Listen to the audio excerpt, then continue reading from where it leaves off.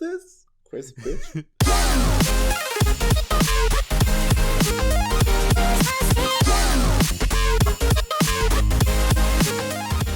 Hello everyone and welcome to Anime Club After Dark, the podcast that delves into all things anime, manga, and otaku culture related.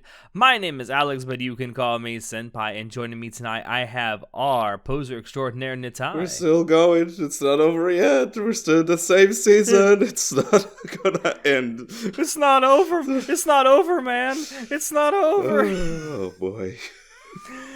Yeah, so you and I have gotten together because we are going to be talking about part 2 of our Monogatari second season Spoilercast. This part of our Spoilercast will be covering the second pair of story arcs, that being Otori Monogatari, better known as Nautical Medusa, and Oni Monogatari, better known as Shinobu Time. Yes. That's right. That means that after this, we have one story arc left, and it's the best. Which, of course, we're gonna spend 2 hours on talking on that one arc because that's just how it goes. Don't tell that to John. No. Don't say this to John. The podcast has He's ended. going to quit. Yep. Yeah. It was great knowing you, everybody. But so. You and I talked about this before, and normally at the very beginning of these, I've been giving out a bunch of technical info. It doesn't really change, so I don't feel a need to keep repeating it over and over again. One thing that has changed, however, is I will say for this particular sequence of episodes, the ED has changed. It is Sono Koe wo... Oh God, Sono Koe wo... Obo e teru. Wow. Does that actually, please tell me this has an English translation somewhere? I mean, on Mal, I think it said something. No, actually, on Mal, it just says that. That's what it's called. It doesn't even have a translate name. Anyway, if anyone can tell me what that actually means, that would be great. I'm just looking for the day that someone will make a compilation of you trying to pronounce words in Japanese. I'm not great at it. I'm not great at pronouncing words in English. But no, it's by Rina Kawano. It's pretty good. Do you have anything to say about this particular ED? No, I just appreciated that the visuals. The same thing for the previous ED. The visuals change for each arc, and that's really cool. I really enjoyed the visuals in the EDs so far. They're good. It's funny because you and I have talked about it a couple of times now, how the EDs for Monogatari seem to have this distinct like overall feel throughout the run, at least from what we've seen so far. Yeah. And it grows on you. Yeah, it's definitely something else. But I really enjoy that consistency, so to speak. Yeah. You and I talked about it, like in the beginning, you see it and you're like, what is this? And you're not sure if you really like it or not. And then after a few times seeing it, it just kind of grows on you. Yeah, it has its own distinct personality. And it's the ED, so, it's like, if you, like, don't particularly enjoy them, you, like, just skip it. A lot of people skip the EDs, so Yeah. Yeah. But moving on, let's talk about Nautical Medusa. Yes. This arc is great. This one also has a new OP. It is Mosu Express, sung by the great one herself, Kana Hanazawa. Probably top 5 OPs in the entire series for me. I'm gonna say something that very few people agree with about Mosu Express. Oh, don't tell me you don't like it. Oh no, I do. Okay. I actually think it's better than Renai Circulation. I agree with that.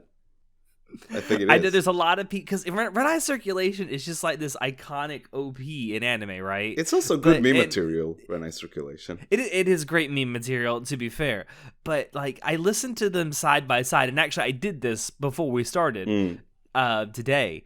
I listened to them side by side, and like just the song itself, Mosu Express, I like better, and I think I actually like the visuals of Mosu Express better too. I love the visuals of Mosu Express better, because it builds on Renai Circulation in the best way possible. Of Renai Circulation is such a poppy and fun and cute OP, very much like. Very, very deserving for Nadeko as she's presented in Bakemonogatari, right? But then you have Monster Express. Yeah. It's like this very dark and twisted version of Renai Circulation. It's amazing how it builds upon, how it builds on top of that OP. Like and I love the Yes. visuals of it. But you mentioned Nautico. She's back. The girl Back in from black. the arc we thought was kind of just a little bit just there in Bakemonogatari. She's back. So getting into this, like the first episode, you mentioned it, the phrase before we started. It begins in media res, like in the middle of the action. Yep. And we see that she's been like fully transformed into something. We're not quite sure what, because she's got like white hair and like is kind of all over the place. Yeah, it starts very, very, very violently. Pretty much Nautico. Yes, it does start quite violently because we see Yeah. Nautico actually fighting and attacking both Shinobu and Koyomi. Destroying would be a much better word, I think. 'Cause she just decimates them. And you see both Shinobu and Koyomi using this language towards her of like they're actually trying to kill her. Yeah. They're viewing her as, like, Shinobu even tells Araki, that's not Nautico, she's an enemy. Like, they're very much trying to kill her. Which is very... implying that she is turned into one of these apparitions that they've been trying to destroy during their time together. Yeah. It's very shocking because, again, last time we see Nautico, she's this very quiet, cute person, Shy girl. Like, nothing really almost to a fault, nothing really special about her. She's like, and the thing we talked about, she's probably the most boring character in Bake, right? But now she's like completely insane. And I talked about it. It's the most boring arc in Bake. I think. It's the weakest one of the bunch. But then you suddenly... It's funny because she appears in Bakemonogatari and is kind of just there, right? Like, it doesn't seem like she has much of a point except just to be introduced. And then she comes back briefly in Ise Monogatari, incredibly horny. Yes. And now she's back and trying to kill everybody. Yeah, that journey is like, I think, what makes this arc. That journey from her character arc is ridiculous. It's incredible. I love it. But yeah, it's this arc is very special. Shy and demure, incredibly horny, kill everyone. What a character arc! And also, she's talking to a snake. That's the thing. Yeah, she's talking to this snake, and just you as an audience member, you're like, well, what the obviously fuck something's happened, right? What the fuck? And you're like, what's happened? And then, of course, the story goes back to many days before this happens. It goes back to Halloween, October 31st. Which, by the way, last time we talked, Mayoi Jiangshi happened in August 23rd? Yes. Or something like that. So some months have passed. Toward the end of August, yes. I don't remember the exact date off the top of my head, but yeah, something I do like believe. So some months have passed. I'm looking at the synopsis now. It says the last day of summer vacation. So whatever that happens to be. Yeah, it was near the end of August. The previous two arcs. So now we jumped ahead in time in a few months ahead in time, and yeah, Naruko is on her way to school, and everything seems okay, I suppose. Until she meets Ogi Oshino. Spooky She's Ogi. back. So I want to ask you. So this is what, the third time that Ogi has appeared? Second? I can't remember. I think that's the second time. Like, the first time we saw her was before Mayoichi and Shi. We have that little scene between Araki and Ogi talking about streetlights. That's true. Okay, yes, you're right. So this is the second time that she's appeared and actually spoken. Right. I have to ask you, so going back to the very first time you may have watched the Monogatari series all the way through, was this the point at which you started asking yourself, who the fuck is this girl and why do we keep talking to her? Yeah, it's exactly, that's how I felt. It's like, okay, who the fuck is this? She seems cool. I like her, like, design. I like her voice. Like, but something's weird with her, right? Because don't lie, Natai. You wanted her to give you sleeve dickings.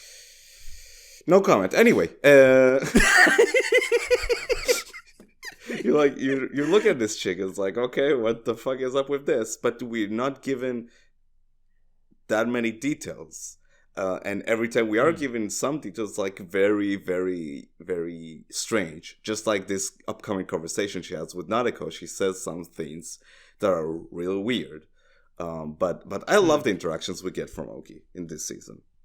I also like the fact, again, this is another thing that when I first watched this, it made me really start to question, like, who is this fucking Ogi character? Is, like, during the conversation, Ogi is talking to Nadeko as if they've already met. Yeah. But they've never actually met. And Nadeko is like, why do you know my name? Why do you know my name? And then Ogi comments to herself, oh, wait, right, I wasn't an acquaintance with you yet. Or something like that. Yeah. Which is really strange. And like she talks to Nautical, she mentions things like, "Oh, this is just a side story. Don't worry about it." It's like, okay. I mean, Monogatari loves to break the fourth wall like every now and then, but the way she talks about like things and events, it's very different than the other characters. Yeah. This was the exact point when I started watching the Monogatari series originally. I was like, I need to know more about this Ogi chick that keeps showing up. Well, I like that you felt that way, because we still have a while to go till we learn more about her. Yeah, we do. But this conversation they have, yeah, it's a little weird, but you know, as many conversations in Monogatari are. But one of the things that comes out of this is Ogi is telling Nadeko that she needs to stop playing the victim all the time. And like, this starts this whole, I don't know what you call it, like a barrage of self-doubt that Nadeko starts to have about herself. It's like, do I always play the victim? Yeah, it's like they pose the question of maybe the victim like is like what, like, is it okay for her to be the victim? Because she tells her it's very easy to be a victim, right? Like, it's very easy to be a victim. Like, she even tells her, you can look down and you'll be sure to stay the victim, but will it work this time? Whatever this time means. And that's very spot on for Nadeko, because her character type as this like very quiet person, she always just looks down and like hopes things will go fine. As we noticed from the previous arcs, like, she's a very passive character. She doesn't try to like do things too much to progress, like to solve her problems, right? Yeah, and that's something else that Ogi kind of brings up, is that just how easy it is to always play the victim and not actually be the victim. Mm-hmm. It's easy once you get into that mentality, like of being a victim. It's very difficult to actually get out, or even want to get out of it, because people are always coming to do stuff for you, and it's nice not having to worry about stuff all the time. Yep. But it's also kind of self-defeating, because then you never actually get to grow as a person if you do that. Yeah, and like, don't get me wrong, like the events that happened in like back in Bake, that charm that was cast on her, and all of these events that happened because Kaiki was around and he sold all of these things to kids around town. And yeah, like there were victims that resulted from that event, but like, okay, how long can you stay the victim? Like at some point, time will pass, and like, okay, what are you gonna do about your life, right? And that's sort of like one of the questions that Ogi sort of poses on her. Yeah, I love this note that you wrote down here: depressing road, depressing school life. Because there's this nice moment where Nadeko, after she's talking to Ogi, she's on her way to school, and before she's talking to Ogi, she's like notes how the road to school is very depressing. And she arrives at school, she's like, how the school is very depressing. It's like everything is depressing around her for some reason, and that's because Go ahead. No, that's because like we're gonna delve into her school life for a bit, about how that has changed because of the events with Kaiki, which is really cool. Before we actually move on to it, I wanted to mention one thing. So again, we have Ogi here, right? And Ogi is allegedly Meme Oshino's niece. Allegedly. And you remember that lesson that Meme was trying to teach Koyomi about not living solely for others? Right. It's almost like in a roundabout way, she's trying to tell Nadeko the same thing. I swear to God, it's so often that Monogatari comes back to this line of Meme's where it's like, you can't always live your life for others, and eventually people have to save themselves. Yep. And in that arc with Nanako, she didn't save herself. She was the most passive character in that arc. And she didn't grow from that Yeah. at all. And this arc, as we No, noticed... all she learned how to do was grope Koyomi.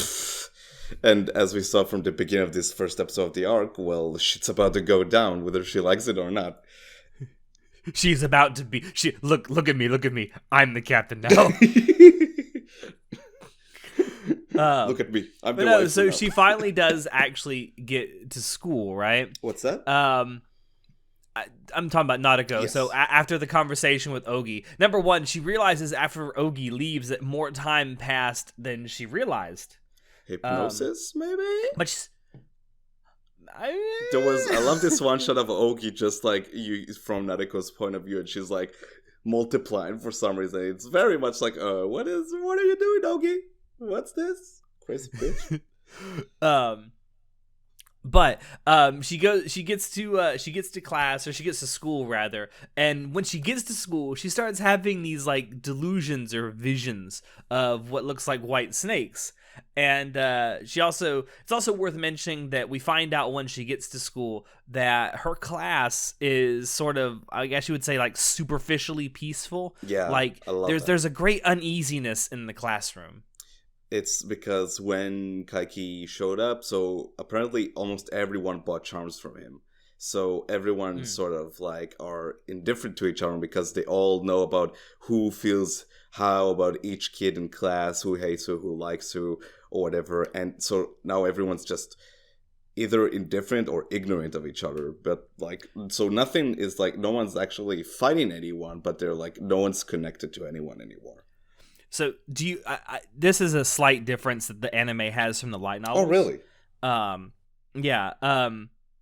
So in the anime, it's only ever implied that Kaiki conned the middle school kids, right? In the light novel, it is also implied that a few of the teachers at that school were conned by Kaiki, including Nadeko's homeroom teacher. Oh, interesting. I don't know why the anime kind of leaves this out, and it's never stated directly in the light novel. It's heavily implied, however, that Nadeko's homeroom teacher was also conned by Kaiki. Interesting. I don't know. I don't remember if they said it was the charms, like the same thing the middle schoolers did, or in some other way. But I feel like that's a big part of the reason why the teacher didn't want to take like full responsibility for getting the class back on track. That's interesting, because I think that like maybe they were just again cut like short on time, so they didn't add that like plot point. But maybe it's also because to like maybe a bit of commentary on like school system in Japan, because yeah, just like you said, so like the homeroom teacher is very much like he's like looking for others to like solve this problem. It's not taking it feels like that's not his responsibility to like fix the situation in the class. He's trying to get one of his students to solve his problem for him, which is really fucked up. I wonder if they changed that like sort of like more commentary and sort of not to change it so the teacher is also sort of a victim of Kaiki, right? Yeah. That's interesting. I don't know. That's an interesting change. It's a seemingly minor change from the light novel to the anime, but I thought I'd bring it up. That's cool. That's really interesting. And then, so anyway, after we see the uneasiness of this classroom, she actually does leave the class briefly to call Koyomi for advice about the white snake visions that she sees everywhere. She's seeing. I also want to point out, you can definitely tell that this anime is over 10 years old because there's fucking payphones. I love that. I love that design of the town. I can't remember the last time I've seen a payphone. It's Yeah, me neither. But I kind of like that design of the town. I guess that it's sort of like trapped in time. You know, like that. It does. Like even the cars that they have, they look like cars out of the 70s. Yeah, that's one of the things I loved about the show. It's like the setting of the town, how they depict that. It's like retro futuristic. Also, did you notice that people have these massive houses too? And then you have Itagi's house, which is just like planks and a room. It's just a room on top of a building. Did you catch that her shadow is always like portrayed as a snake? Yes, It's I really, did. really cool. If you do pay attention, her shadow is very slithery. Yeah, it's very slithery. I like that. But yeah, she calls Araragi because she sees white snakes everywhere all the time. It's like, Oni-chan, something's up. Oni-chan, daisuki. Not yet. But yeah, so Koyomi's like, yeah, we'll meet 10 p.m. my house, and because Shinobu will be up and she'll probably know what to do, or she'll know about whatever's going on. Now, in a time of crisis, of course, like the appropriate reaction to that would be, "Oh, I look forward to that." It's like, bitch. Excuse me. I love his reaction to that. So Nadeko is like telling him, "Oh, I look forward to that." And it's like, Nadeko, is everything okay? I don't know why you're looking forward to us talking about your problem, but sure. And then she's like, "Because she wants that Koyomi dick."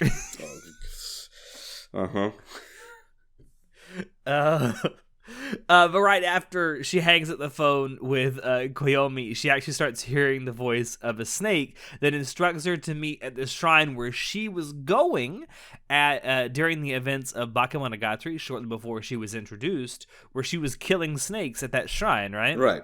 She thought that was solve the problem. And it's revealed that snake that was talking to her was a giant apparition of a snake. His name is I always want to call him Kunichiwa. Kunichiwa? But it's Kuchinawa. I always want to call him Kunichiwa though. Wow. So racist. Kuchinawa. I know. And he's asking Nadeko for like compensation or restitution for all the snakes that he killed by asking her for a favor. And without even hearing the favor, she's like, okay, first of all, you dumb bitch. Because she feels guilty. And he plays on that guilt that she feels for doing all of that. He's like, well... It's funny because, like, Kaiki was obviously able to trick her once before, right? Yeah. And it just shows how naive she is because Kaiki also played on her guilt and got her to give him money. And this snake is now playing on her guilt. She's a stupid kid. Exactly. She's a stupid kid. But yeah, it's funny to me because one criticism I have heard people lobby at Monogatari is that some of the younger characters don't act like younger characters, and I agree that sometimes they don't talk like younger characters, but they're definitely naive like young people are. Yeah, I agree. Like especially Nanako, I think she's very consistent in her actions. And in this arc, her actions are whoosh. But yeah, that's like episode 1. Yeah, pretty much. Yeah, that is episode 1. So we get to episode 2. We find out that she called off Araragi. Fucking liar. She's a fucking liar. You lying whore. Why the fuck you lying? Why the fuck you lying? So she tells Araragi that she's fine. That they don't need to meet up. And I'm fine now. This is fine. This is fine.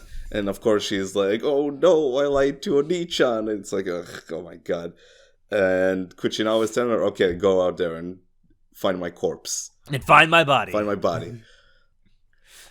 But he also does allow, so they reach this agreement, I guess you could say, where during the day she's allowed to kind of live her life as usual, going to school, doing things, but at night she has to go out and look for Kuchinawa's body. Right. And so the next day she goes to school and the class is still in a bad mood.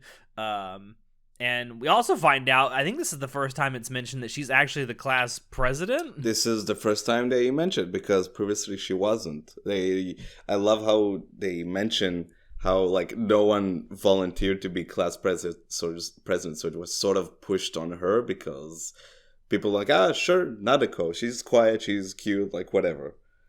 Yeah. In which, because she's class president, so she's actually...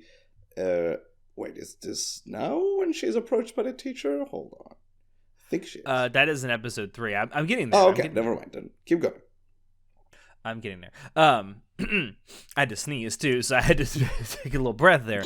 But yeah, we find out, yes, that the position of class rep was forced on her. She didn't really want it. Nobody really wanted it, and who could blame them? Because they have a fucking teacher who's trying to toss all their shit onto them. But then later that night, we find out that Nadeko sneaks out of her room in true Hollywood fashion by sneaking across a wall. I love how it's like it's very like silly how they portray it, right? She's like, again, she's sneaking up a wall. She's like childish. Yeah, very childish. Like the door closes and then it makes a bit of sound. So she's like, she's like gasping, very, very. Yeah, it's very exaggerated, but I love how it's portrayed. It's like maybe she's not taking the situation very seriously, you know? Because she's immature, like a kid. I'm just pointing that out because it's a criticism I've heard of Monogatari, and it's like, this is kind of proving you wrong. But Kuchinawa's so it's also worth mentioning at this point that Kuchinawa is actually hiding himself on her body by turning himself into a scrunchie that she's wearing around her arm. And that's how he's like able to follow her around and not be fucking suspicious. Speaking of things she's wearing, I just want to give a quick shout out to her design in this arc because it's awesome. Like, I love her outfit. Yeah. Wow, I got nothing from you. No, well, I could say what I want to say, but we might get demonetized. We're not even monetized. We might get fucking You're the banned. one who's talking to me about Oki giving hand jobs, you sick pervert.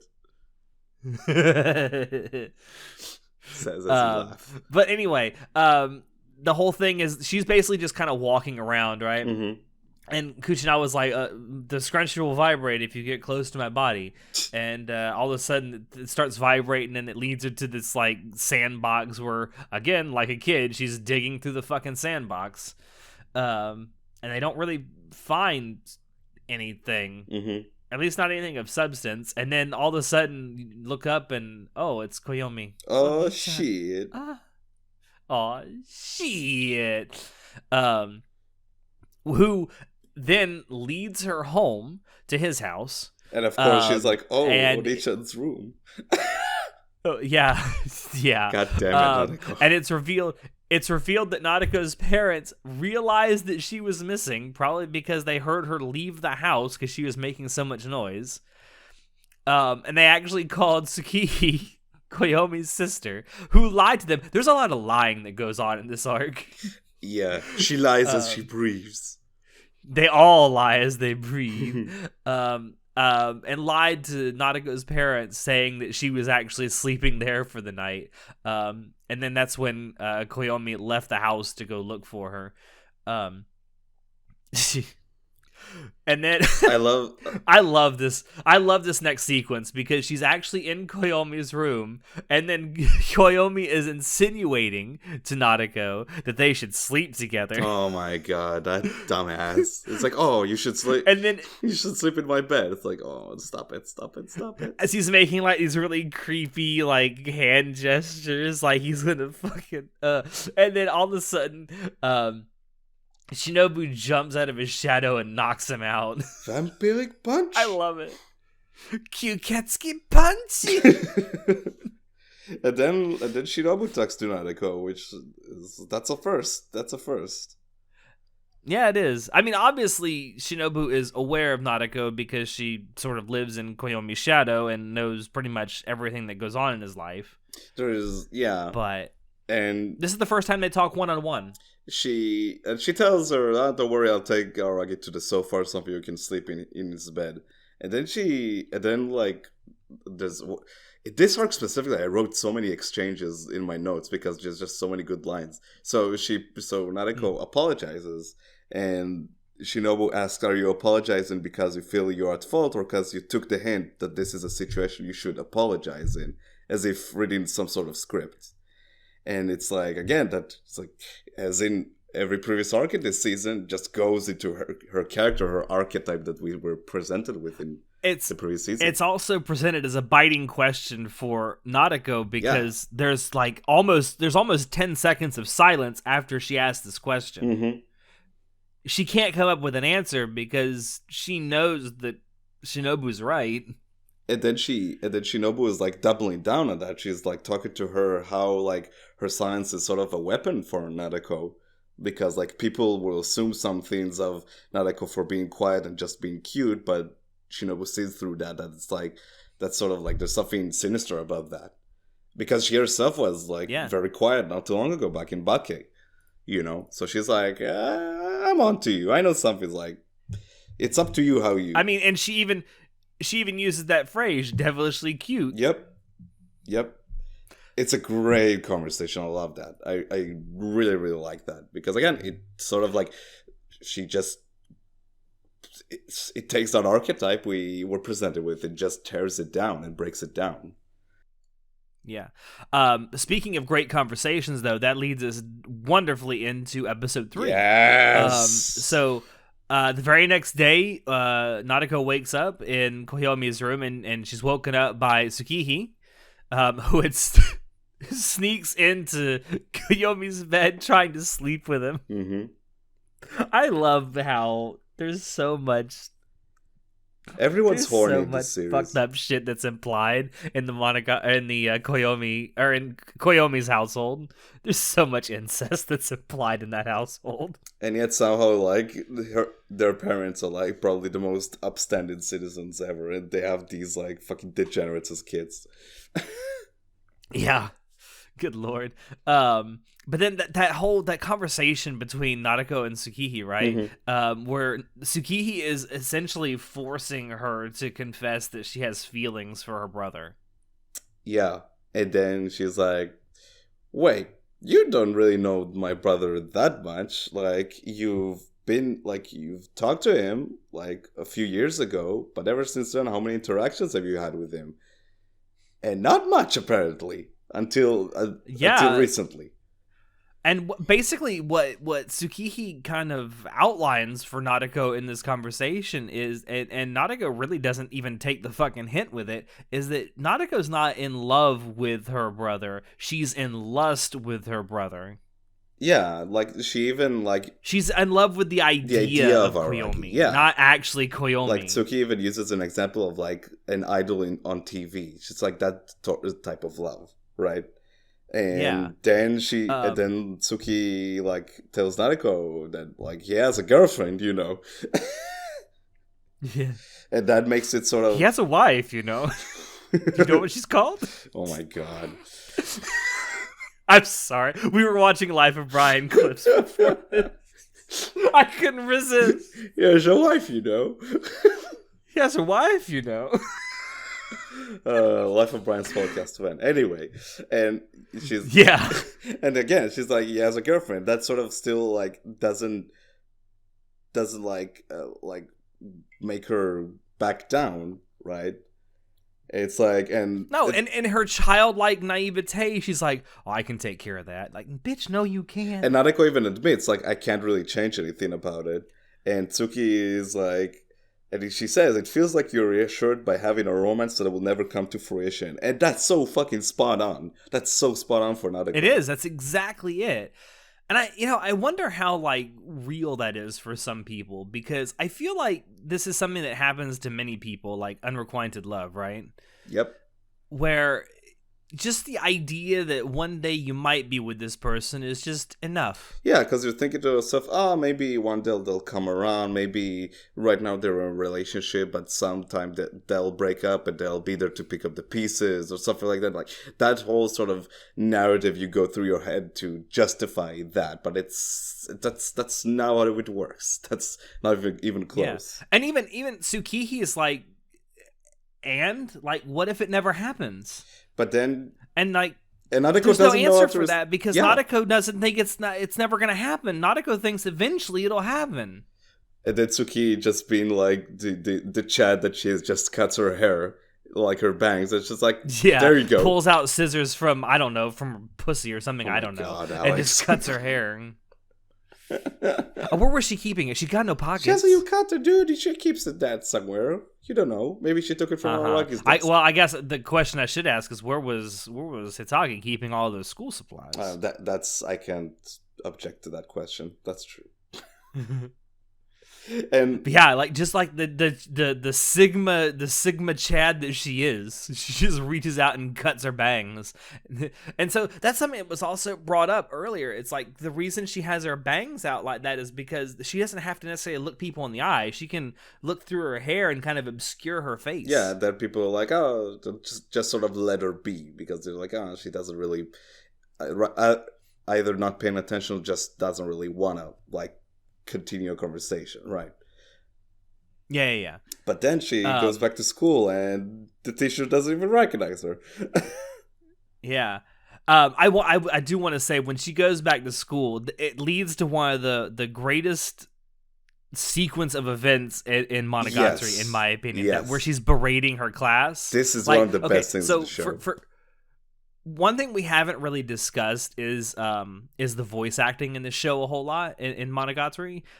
This is one particular scene where the voice acting, the quality of the voice acting goes from it's to 11. Yes. Like Yeah. it's through the fucking roof is what it is. Like, I never knew Kana Like, the voice Hanazawa acting has this throughout range. Monogatari is great.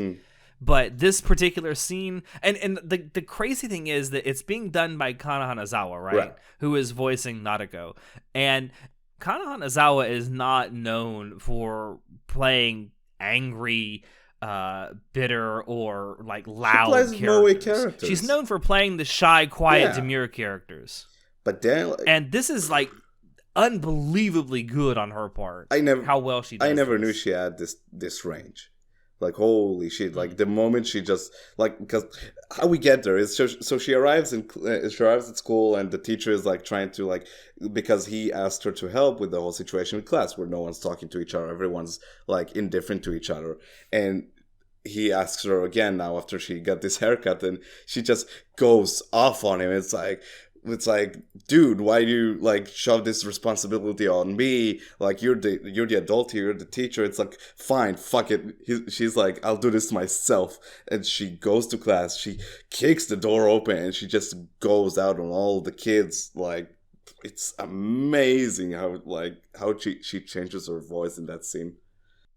Yeah, and like you can tell just from the sound of her voice how gravelly, or not gravelly it is, how angry she fucking is. She sounds like, and it's like she's allowed all of this to build up like a pressure cooker. Yeah. And it's just boosh, all going out at one time. yeah.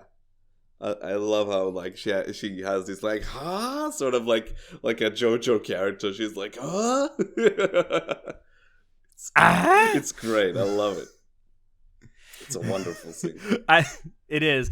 And also, so after this happens, she kind of just leaves school, which, I mean, fucking Chad move, I guess. Yeah. Kick the door down and then leave.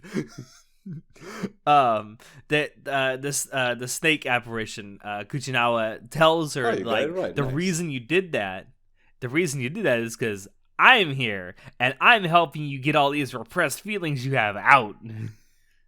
He literally says, you broke off your shackles, and she's like, oh shit.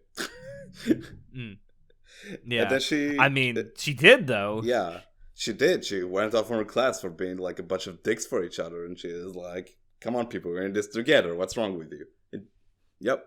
Like, what the fuck is wrong with you? What the fuck is wrong with you? But then he's like, well, I know where's this corpse at? Where's my object of worship is? And surprise, surprise, it's in Aragi's room somehow. Shocking. Yeah. But yeah, it's the talisman. There's a whole fucking story with that talisman, but we still don't know do how. we really want to go into it? That'll be sometime.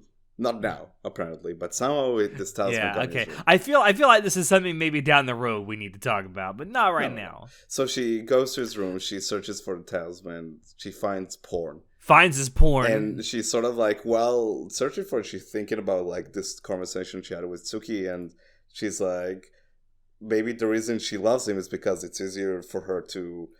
Maybe that's how it like allows her not to get hurt, because if she keeps having this like sort of facade of unrequited love, she doesn't need to like deal with like someone like confessing their love to her, or like trying and like be in a relationship, because no, like I love this person even though like I'll never be with them, and which is kind of sad, kind of pathetic even. Yeah. But then she finds it. She finds the thingy in the porn. Yeah. Yeah, in the porn. Great hiding place, Koyomi. But speaking of which, Kuchinawa tells her to eat the talisman, and then Koyomi's like, "That's not gonna happen." And as he walks in the room like a fucking Chad. Yeah, and then we arrive at episode 4. I do like how the episode ends, because Nautico's like talking to the snake out loud, and because the snake is like, if you do this for me, I'll give you what your wish is. What's your wish? What's your wish? Right. And it's like her wish is, she says out loud to the snake that her wish is to have feelings for Koyomi, or for Koyomi to have feelings toward her, right. rather. And Koyomi just steps into the room after listening to the entire conversation. It's like, that's not gonna happen. Black screen. I'm like, Jesus Christ. Such a good ending to the episode. It's so good. But no, then we get to the final episode of this arc.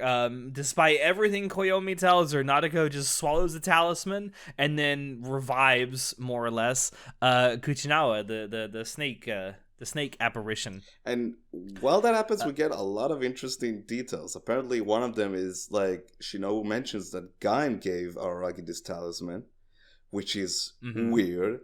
And we also have this like sort of like inner like monologue that Nautico has with herself, that about like how she's not a victim, like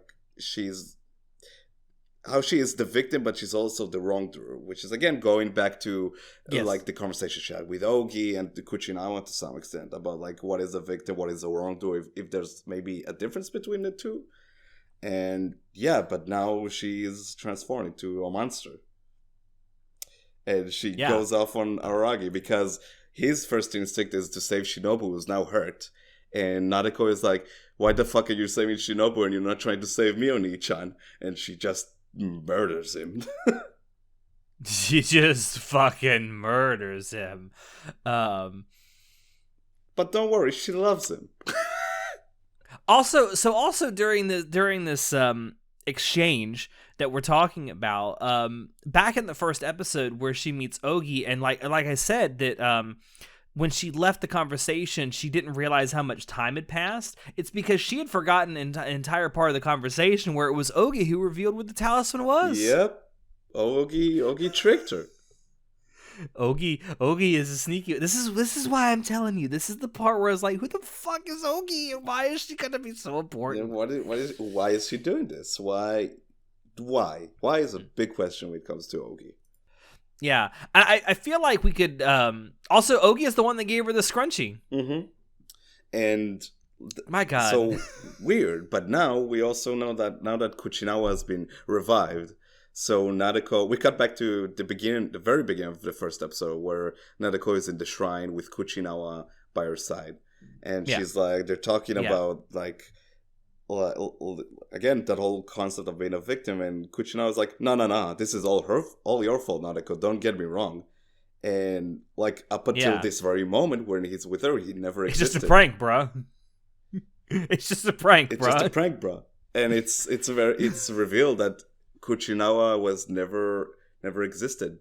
It was all her doing, which is like the best twist in this entire arc, that all of these events didn't happen because of her guilt or whatever. It's like she fabricated this sort of story, and it's all her doing. Yeah. It's also worth mentioning, I haven't even really touched on it yet. So this entire arc, well, I won't say the entire arc, a majority of this arc, a vast majority of the arc, is narrated by Nautico herself in its entirety. I think I guess there's a really small part at the end where anyway it's a very, very, very small part where it's not but you kind of realize by the end that she's been a pretty unreliable narrator, which is the best. I fucking love it. It just makes the arc so much more interesting and just shocking. It's like I said, everyone in this arc is just lying. Yeah, it just lies in deceit, because you realize just how much of a fucked up person Nadeko is underneath all of the fucking cute and moe facade that she was wearing all this time. Yeah. It's also worth mentioning. So we like you say, we go back to the very beginning of this arc. Koyomi and Shinobu are pretty much laid out on the ground. They're really hurt, and all of a sudden, and Nadeko's gonna go for the kill, right? Yeah. Because she realizes she's never gonna get what she wants. So what's the point? I'm just gonna destroy everything. She even says, if I'd have an unrequited love, it would be much more romantic if you died, which is super fucked up. It's super fucked up. Also, super childish way to look at love. But just as she's about to do it, she hears Koyomi's phone ring, and it's Hitagi. Yes. And they talk for the first time. And it's an interesting conversation. And I love the whole thing where Hitagi's trying to like tell her to work out the math of how like, you know, Shinobu and Koyomi's bond works, and how who should like she kill first? The order that she should kill them in. And it's like she's even like, you know, is there anything I can say to get you to spare all of us? And Nadi goes like, nah, bitch. That's not happening. So Itagi is asking her, well, why not you wait just a bit before you kill us? And she's like, okay, what do you want? She's like, wait for graduation day and then you can kill us. I also like that when she says that, like, Nadeko like smirks and almost lets out a laugh. It's like, okay, what's gonna change between now and then? Kaka. So yeah, but so that basically that sets up an arc that will come soon. And then they end the conversation with Nadeko saying, you know, under different circumstances we might have been friends. And Itagi deadpans like, nah, I can never be your friend. And hangs up on her. Nah, never. Never, bitch, never. And that's not Nautical Medusa. It's amazing. It's a fantastic arc. It's also, I mean, and the episode itself does end with sort of like a flash forward. Where she sort of narrated like a preview to a movie or whatever. It's great. Yeah, and it's supposed to be the day of graduation, and well, I feel like I shouldn't. I won't say it. I'll save it. But it shows the day of graduation, and Nadeko's there at the shrine waiting for Koyomi and Hitagi and Shinobu, and they do show up, and they're accompanied by Kambaru and Hanekawa. And Nadeko is very much like, I'm lucky to be the final boss of this story, which goes back to this same Monogatari when someone was commenting on how she's like the final boss or whatever, and everyone's like, huh, that's weird. Bitches, she is. Yeah. And that is the end of Nautical Medusa. We've talked about this for almost 50 minutes. Oh my god, we still have another arc. We're so sorry, John. I'm so sorry, John. Anyway, let's get into it. Shinobu cracking. Time. Yes. Shinobu Time starts off almost immediately after Mayoi Jiangshi. Kabuki Monogatari ends. Mayoi Jiangshi. I don't know how to say it. Kabuki Monogatari. That's easy for me to say. Yes. So they Koyomi and Shinobu have returned from their trip through time.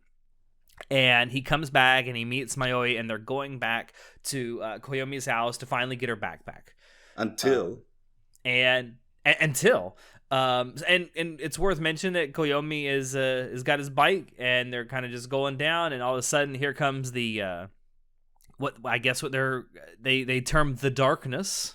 Something it starts chasing them down. Yes. Now, I want to ask you, when you first watched this, now we've had Ogi introduced. Right. And she's like this dark, mysterious being. Did you think that Ogi had something to do with this? No, I honestly had no. I actually, like, I think one of the reasons I didn't like this arc very much at the beginning is because this, like, whole darkness thing felt very kind of just out of nowhere. Contrived? Right. Like, yeah, kind of like a Deus Ex Machina almost. Sort of, yeah. And it sort of felt like kind of pointless. I was like, okay, that's a bit weird, but sure. Yeah. But yeah. So I actually had a suspicion that maybe Ogi might have been behind this, but I wasn't sure. It's because, like, we've gotten this new character that's been introduced, right? Right. And like all of a sudden now we have this new thing like the darkness. I'm like, what is 2 and 2 connected here? I don't know. One Oh, plus one. I've That's too completely quick. forgotten. So, yeah.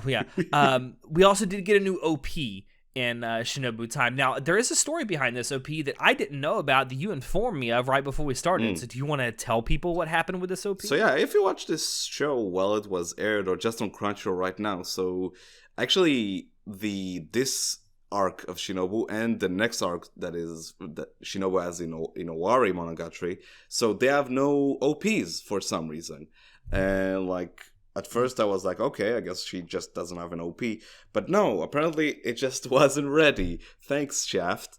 So when Shaft released the Blu-rays, they added this OP called White Lies, which is really cool. It's not a... It's also very different from almost every other Monogatari OP. It doesn't really have lyrics in the traditional sense. It's really just kind of like chanting almost. Yeah, it's it's actually in German. Both of the OPs that Shinobu has. They're this very strange, different style with German just chorus, very operatic sort of songs in the background. They're very, very different, very cool. They have their own identity, which I really like. Do you know why it's in German? Because Kischata Serora Reinhartanda Bledo is German. But there you go. There you have it. Which is really cool. I like that. Again, Chef just given this adaptation that extra spice. Yeah, before she became a vampire, she was German. Schnell. Schnell. Juden. It's a joke. I'm a Jew. Don't worry. No, you're right. Yes. It's a great touch. It really, really is. And it's actually a really good OP. I mean, despite being very, very different from every other Monogatari OP, I really like it. It's very moody. I love the visuals for it too. Yeah, definitely. But getting back to the actual story. So this thing is chasing Araki and Mayoi. Yeah, the darkness is chasing them out, and it almost looks like it's targeting them because it seems to be following them specifically through the town.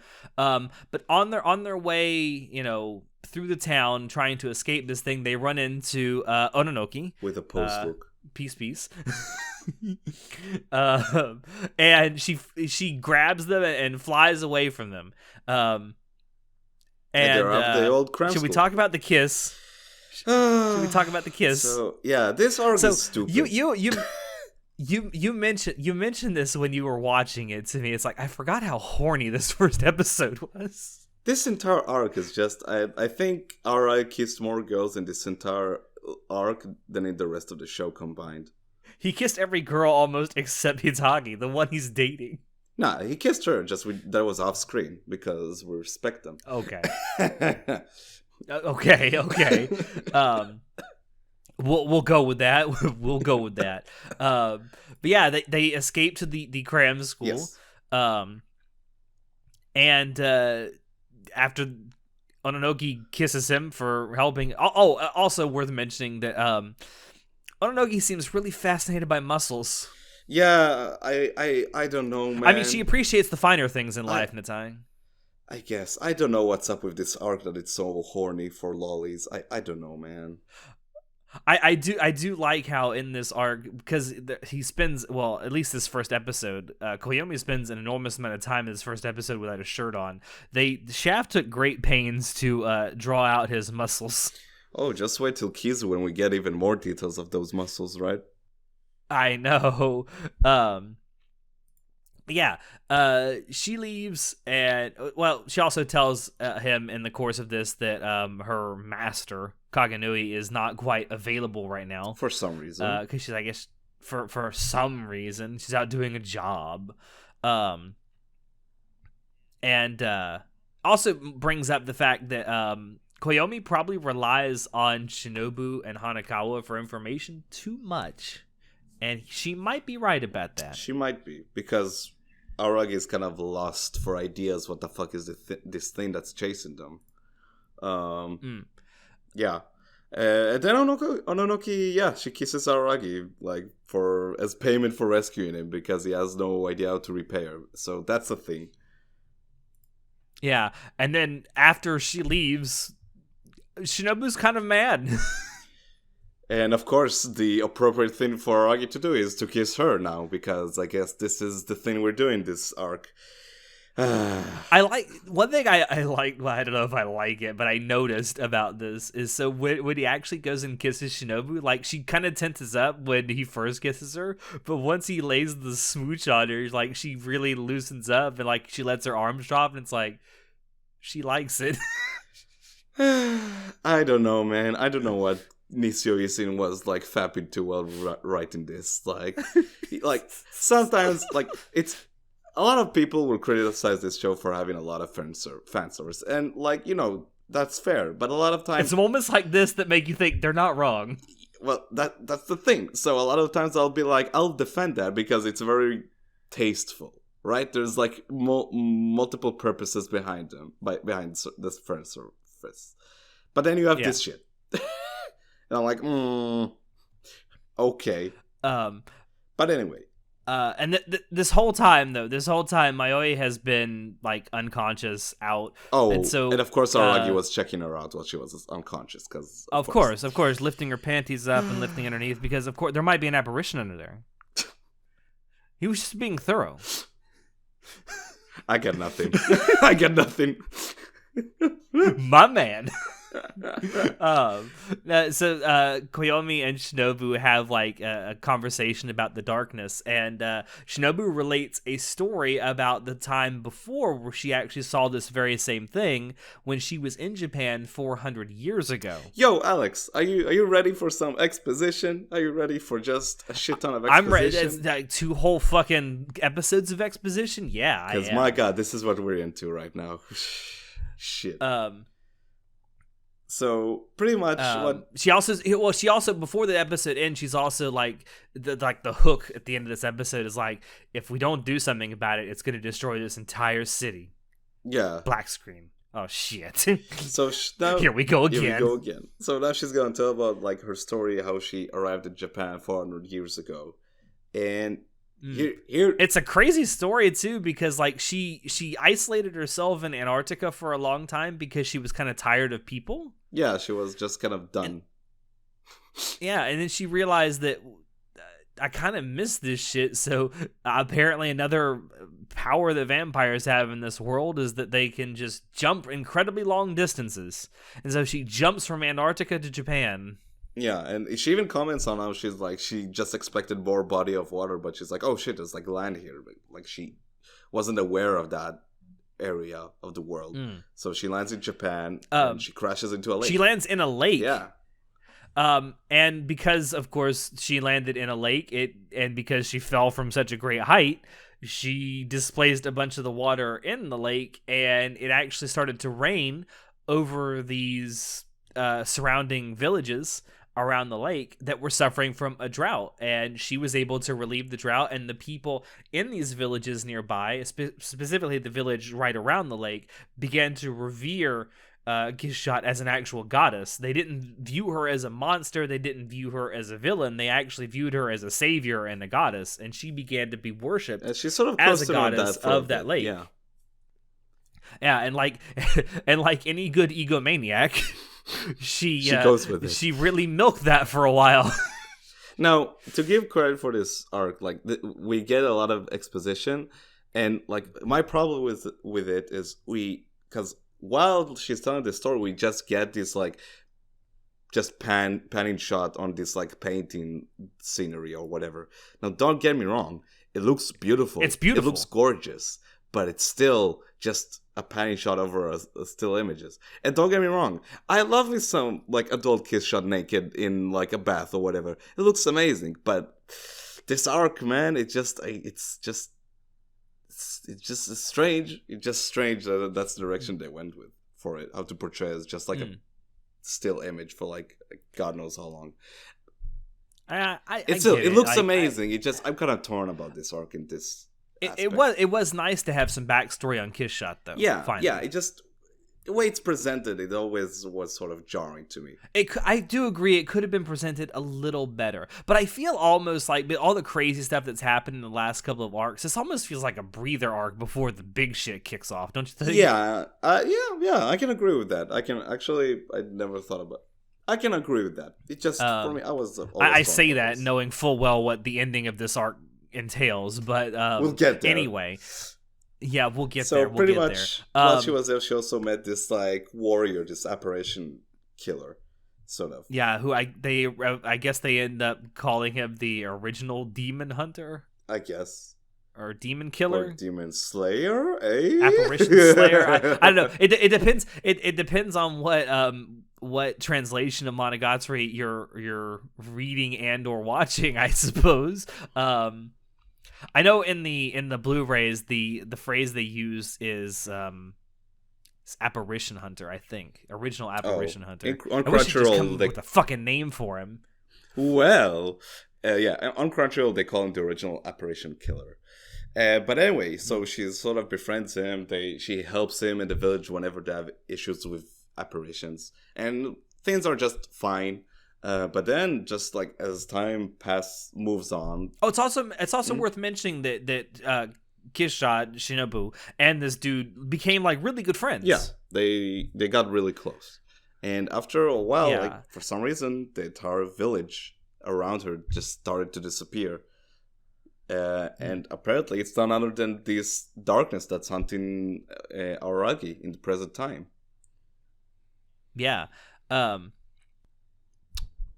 So yeah, I forgot where I was going with the sentence. so pretty much, so the darkness just showed up and like swallowed the entire village, and these operation. Yeah, like one by one, like all the surrounding villages around that lake, Yeah. just like one by one, people were disappearing. Like the villages themselves weren't destroyed; it's just the people were yeah. disappearing, spirited away is the phrase that they use. And then it tried to attack both Kissshot and the original apparition killer, and it almost got him, but Kissshot just took him with her, and she jumped to Antarctica, and they somehow survived. And there he was about to die. Well, she realized that when she got there, that all she had was the demon hunter's hand. Yeah. Yoshikage Kira so is that she you. actually used it. She used that hand. She bit into it to revive him and turned him into a servant, just like she did to Koyomi when they first met. Yeah, so he was her first servant. And then when this dude realized what she wasn't a goddess. She wasn't this, holy being. She was actually one of the monsters that he was out there trying to kill. He was very, very bitter about it. He was not happy. Yeah, he even thought that maybe it was her plan all along to destroy the village. So he commits suicide. He jumps towards the sun. Yeah, by jumping into the sunlight. Yeah. And I also like how Shinobu relates that this is a very common way for vampires to die. They just get bored and jump into the sunlight. I mean, Araki even tells her, like, wait, so you didn't save him like you saved me back when I tried to jump into the sunlight? And, when did that happen, Araki? I guess we'll know in the future. Another reference to we'll know. something that happened in the past. But yeah, apparently this guy just wanted to die. He didn't want to stay with her. And he blamed her for all that happened. Yeah, he did. And because and it's revealed that the darkness just kind of went away after that. Mm-hmm. Kind of makes you think there might be a connection here. That's episode 2. But anyway, mainly exposition. That's episode 2. And Shinobu says that she never returned to Japan until 6 months ago when she and Koyomi first met. Yep. Back to present time. Back to the present time with episode 3. Shinobu finishes telling her story, and they realize that Ononoki was in the hallway the whole time listening to the conversation. You cheeky bitch. I love when Shinobu grabs Ononoki and she's like holding her. She shouts at Araki, "You can fondle her breast. Do it quick." And Araki is like, "It's not a turn on if it's not one-on-one." Yeah. Oh my god. Also, Hachikuji. And then Mayoi wakes up. Yeah, she wakes up. Hachikuji, she's back. And they all start talking about how to deal with the actual the darkness before it actually appears. But as they're talking about it, lo and behold, here comes the fucking darkness to take them all. So Ononoki, again, with her help, they escape and just jump out of the way, and they land outside of town. Unlimited rule book. Yeah. But it's kind of revealed once Koyomi wakes up that the darkness was able to at least partially like envelop Koyomi's shadow, which is where Shinobu was at the time. But Shinobu isn't dead. But Shinobu isn't but dead. She isn't here either. No. So it's kind of like, whoa, where is Shinobu? Has the connection between the two, was it destroyed? Is she alive? She's not dead, but where is she? Yes. Essentially, they kind of realize that they left her behind, more or less. And that because of this, Koyomi's vampire powers are weakening. Like he calls himself, he's no longer immortal, he's quasi-immortal. Yeah. Or he's pseudo-immortal. That's why he was like resting for so many hours. Like yeah, it probably means that, if he gets seriously hurt, he probably might not die, but it's going to take him a lot longer to recoup from those injuries now. It's not going to be instant like it was before. Yeah. So what they do, they none of them really know what to do, but they figure out this plan to try and contact Gaian to figure out, what's going on, and then maybe take shelter in a house. So they do that. They go out into the countryside because that's where they are, and they go to this seemingly random house, and who opens the door but Izuku Gaian herself. Yeah. Gaian Senpai. And that's pretty much episode 3. And now we arrived at the big one. Yeah, episode 4. So this is the feely time. It's time to get feels.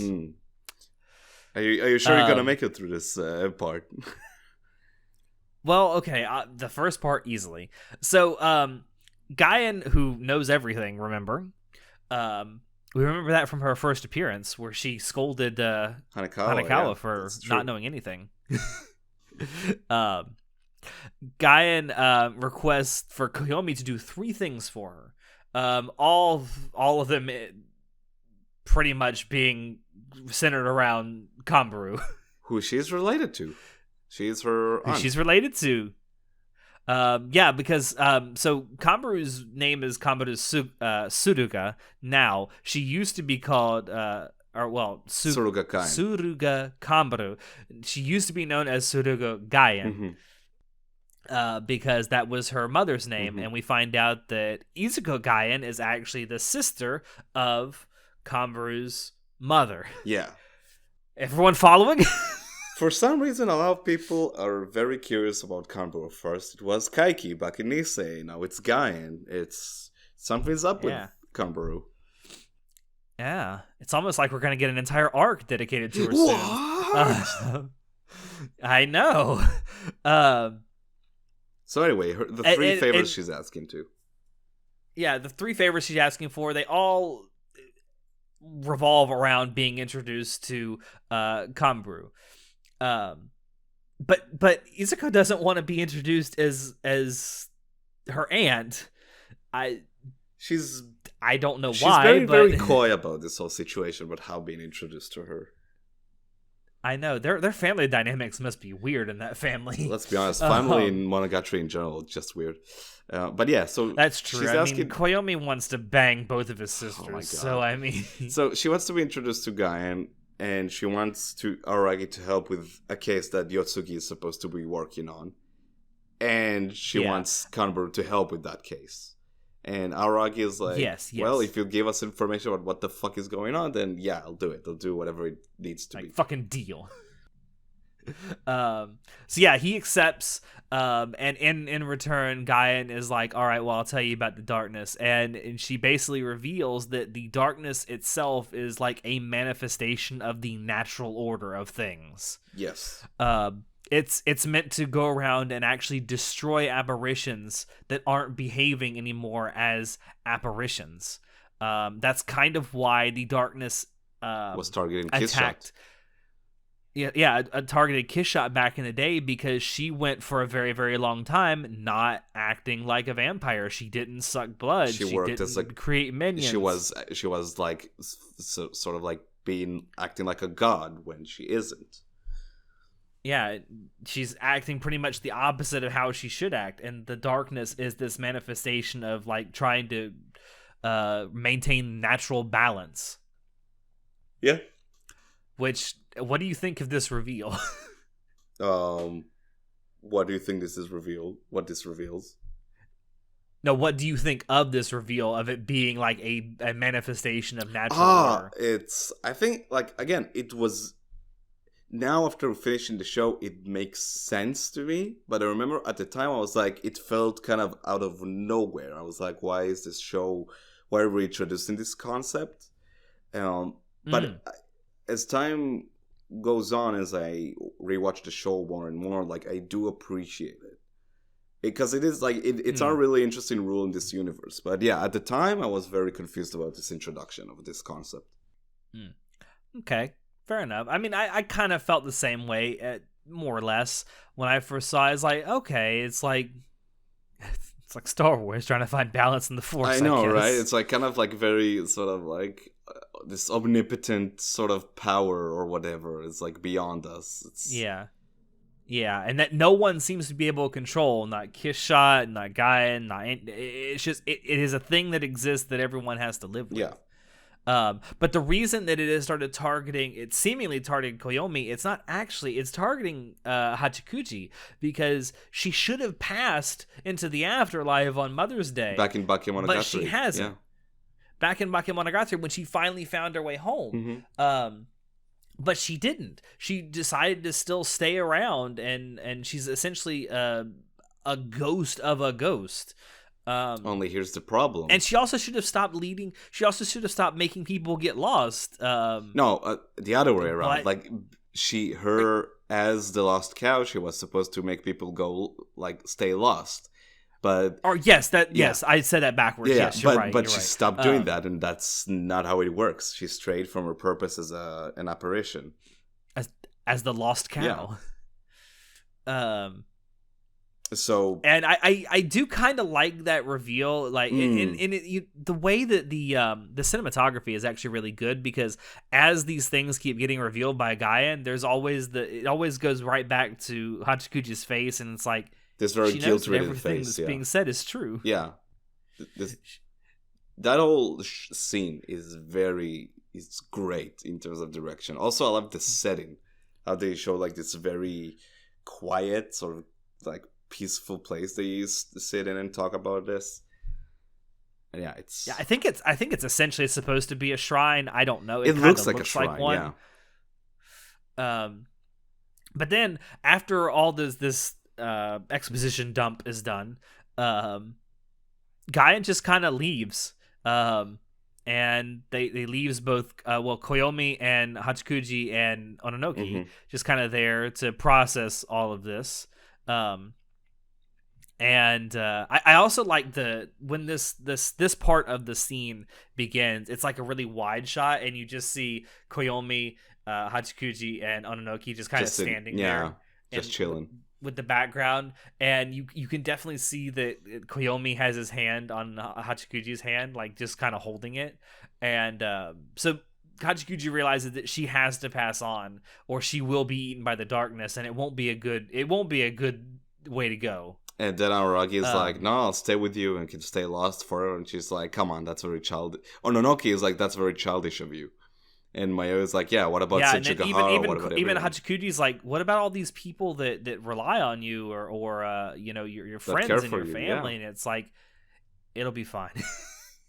No, it's not. No, it gets not fine very quickly after this. And I just love how throughout the entire scene, it just keeps cutting to like the thing with Koyomi's hand on Hachikuji's, and he's losing it all of a sudden. Yeah, and he's literally losing it. Like, he's coming up with all these crazy ass ways in which to keep her around, and every time he comes up with a new one, it just seems like even crazier than the last one. And you can tell he's grasping at straws, right? Because he doesn't want to say goodbye. And this is something that Koyomi himself doesn't seem to handle very well, and that's saying goodbye. Like, he doesn't seem to really have a great grasp of how to let certain things go. Yeah. Like, he can't give up on people he loves, you know? Yeah, and he's grown to have a great affection for Hachikuji in more ways than one in some instances. Oh my god. I know. But yeah, then she's like, yeah, I But need to that leave. whole thing, and then as this keeps going, you can hear like the emotions welling in Koyomi's voice and the way he's speaking.